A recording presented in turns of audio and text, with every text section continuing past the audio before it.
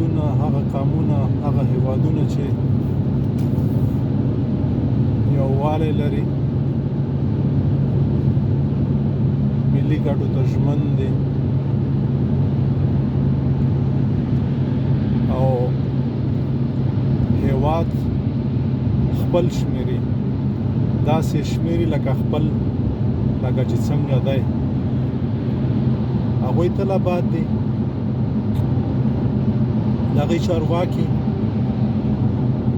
چې کله په دندو وګمارل شي، یو د بل نه زیات کوښښ کوي چې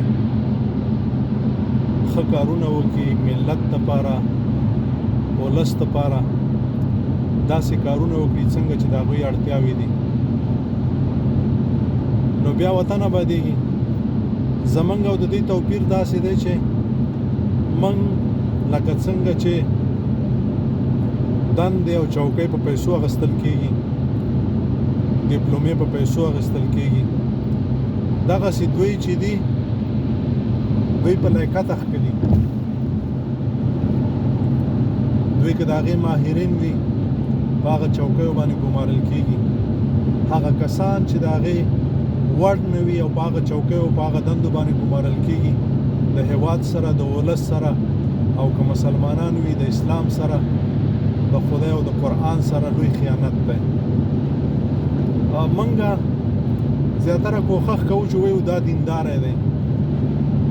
د چارواکو دینداري د هغه خپله ګټه ده، ولس ته هېڅ ګټه نشته دی.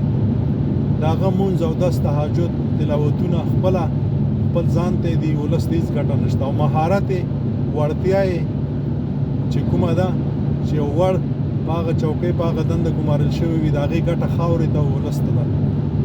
نو دوی وړ کسان په چوکیو ګماري، د هر شي دپاره وړ کسان. او موږ چې یو په دې فکر یو، موږ په خپلو هیوادونو کې لیدلي پلانکی ډېر ایماندار دی. ایماندار به څه کړي چې ده په چوکۍ ناست دی، د څه نه خبر نه دی.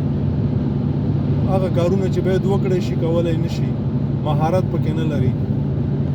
ماهر داسې وي لکه اوس چې موږ او تاسې په هیواد کې د کوشتپې کانال دی، په هغې باندې کار روان دی، او د هغې چې کوم ذمه دار کسان دي، نو کله چې هغوی ورځي او دوی ماهریني په خپله ګوري، د هغه انجینرانو اشتباهات په خپله ګوري او ورته وایي چې دا کار مو سم نه دی. او چې وړ نه وي د هغې او یوازې دینداره وي، چې ورشي مازې پل وګوري او مازې هغه اوبه را روانې وګوري، ماشاءالله ماشاءالله، بس نور خو پوهېږي نه چې کوم اشتباهات دي، کوم شیان دي. نو عزیزانو راځئ چې